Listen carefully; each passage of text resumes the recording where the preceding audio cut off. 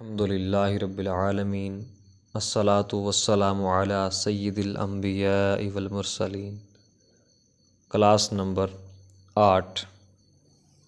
نبی کریم صلی اللہ علیہ وآلہ وسلم نے ارشاد فرمایا، جس نے وہ علم سیکھا جس سے اللہ تعالیٰ کی رضا حاصل کی جاتی ہے، لیکن اسے رضائے الہی کے لیے نہیں بلکہ ذلیل دنیا جمع کرنے کے لیے سیکھا، تو ایسا شخص قیامت کے دن جنت کی ہوا بھی نہیں پائے گا۔ ابن ماجہ شریف۔ ایک اور حدیث پاک، جو شخص 4 چیزوں کے لیے علم حاصل کرتا ہے وہ دوزخ میں جائے گا۔ نمبر 1، اہل علم سے بحث مباحثہ کرنے کے لیے علم حاصل کرنا۔ نمبر 2، نادانوں دین کا مذاق اڑانے والوں سے علم کے ذریعے مباحثہ کرنے کے لیے علم حاصل کرنا۔ نمبر 3، لوگوں میں مشہور ہونے کے لیے، مقبول ہونے کے لیے علم حاصل کرنا۔ نمبر 4، دولت مندوں سے مال حاصل کرنے کے لیے اور جاہ و منزلت یعنی عہدہ حاصل کرنے کے لیے علم حاصل کرنا۔ تنبیہ الغافلین۔ حضرت عبداللہ بن مبارک سے کسی نے پوچھا، اچھا انسان کون ہے؟ فرمایا عالم دین۔ پھر پوچھا، بادشاہ کون ہے؟ فرمایا زاہد یعنی عبادت گزار۔ پھر پوچھا، کمینہ کون ہے؟ فرمایا جو دین کو بیچ کر مال کماتا ہے۔ احیاء العلوم۔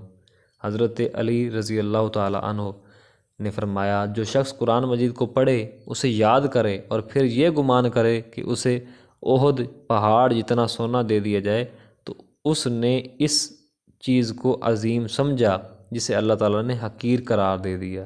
یعنی دنیا داری، سونا چاندی، اسے اس نے اچھا سمجھ لیا ہے، حالانکہ اللہ نے اسے حقیر بنا دیا، اور اس چیز کو حقیر سمجھا جسے اللہ تعالیٰ نے عظیم قرار دے دیا۔ تو جو دنیا کے لیے دین سیکھے وہ قرآن پاک کو حقیر سمجھ رہا ہے اور دنیا کو عظیم سمجھ رہا ہے۔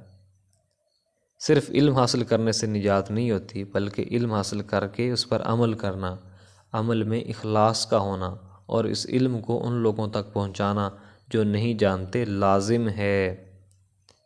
حضرت عطا رحمۃ اللہ علیہ فرماتے ہیں، میں نے سعید بن مسیب رضی اللہ عنہ کی خدمت میں حاضر ہوا تو آپ رو رہے تھے، اشک بار تھے۔ میں نے وجہ پوچھی، فرمانے لگے رونے کی وجہ یہ ہے کہ کوئی مجھ سے علم سیکھنے کے لیے نہیں آتا۔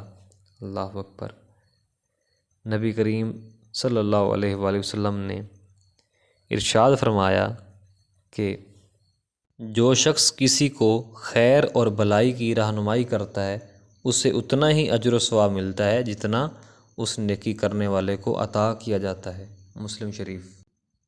قرآن مجید فرقان حمید میں اللہ کریم نے فرمایا، وَلْتَكُن مِّنكُمْ أُمَّةٌ يَدْعُونَ إِلَى الْخَيْرِ وَيَأْمُرُونَ بِالْمَعْرُوفِ وَيَنْهَوْنَ عَنِ الْمُنكَرِ وَأُولَئِكَ هُمُ الْمُفْلِحُونَ۔ اور چاہیے کہ ضرور بالضرور تم میں ایک ایسی جماعت ہو جو بھلائی کی طرف دعوت اور نیکی کا حکم دے اور برائی سے روکے، اور یہی لوگ فلاح پانے والے ہیں۔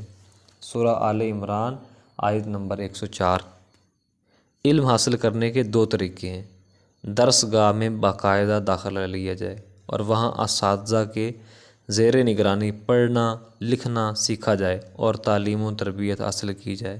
نمبر 2، کسی صاحب علم کی صحبت میں رہ کر تعلیم و تربیت حاصل کی جائے اور علم و حکمت کی باتیں سیکھی جائیں۔ ان دونوں حالتوں میں لوگ دور دور کا سفر طے کرتے اور جس قسم کی تعلیم یا علم حاصل کرنا ہوتا، اس تعلیم کے ماہر کے زیر نگیں رہ کر فیض یاب ہوتے۔ نبی کریم صلی اللہ علیہ وآلہ وسلم کے دنیا میں تشریف لانے سے پہلے ایران اور شام اپنے وقت کی طاقتور ترین حکومتیں تھیں، اور ان کے علم کا یہ عالم تھا کہ اہل ایران تو آگ کی پرستش کرتے تھے اور اہل شام حضرت عیسیٰ علیہ السلام کو اللہ تعالیٰ کا بیٹا ماننے لگے تھے۔ انبیاء کرام کا تعلیمی نظام خانقاہی نظام تھا۔ حق کے متلاشی ان کی صحبت میں آتے، انبیاء کرام ان کے پاس جاتے اور جو تعلیم انبیاء کرام کو اللہ تعالیٰ کی طرف سے عطا ہوتی وہ اللہ کے بندوں کو پہنچاتے، کیونکہ اللہ کی طرف سے ملنے والا علم نقص سے پاک تھا، اور انبیاء کرام کی صحبت اکسیر کا کام کرتی تھی، اور جو شخص اس تعلیم کو قبول کرتا وہ راہبر اور رہنما بن کر زمانے پر چھا جاتا۔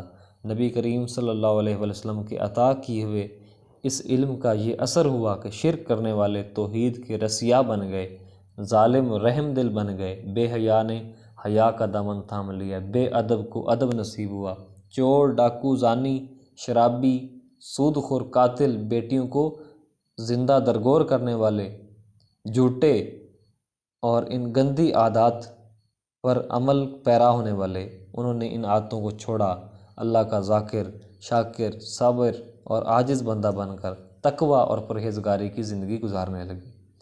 نبی کریم صلی اللہ علیہ وسلم کی صحبت سے بننے والے علماء کرام لوگوں کو نیکی کا حکم دیتے، برائی سے منع کرنے کا فریضہ اتنے آسان طریقے سے انجام دیتے کہ تھوڑے ہی عرصے میں اللہ کی زمین اس تعلیم سے سرسبز و شاداب ہو جاتی۔ کردار کے لحاظ سے یہ اتنے بلند مرتبے پر فائز تھے کہ انہیں دیکھ کر اللہ یاد آ جاتا، ان کی کہی ہوئی بات دل میں اتر جاتی، کیونکہ ان کے اعمال اخلاص سے پر تھے، کردار کے وہ دنی ہوتے تھے، دنیا کے طمع و لالچ سے پاک ہوتے تھے، ان کی ہر بات قرآن پاک اور عمل قرآن و سنت کے مطابق ہوتا تھا، اور پھر ان کا یہ حال ہوا کہ خود نہ تھے جو راہ پر اوروں کے ہادی بن گئے، خود نہ تھے جو راہ پر اوروں کے ہادی بن گئے، کیا نظر تھی جس نے مردوں کو مسیحا کر دیا، وما علینا الا البلاغ المبین۔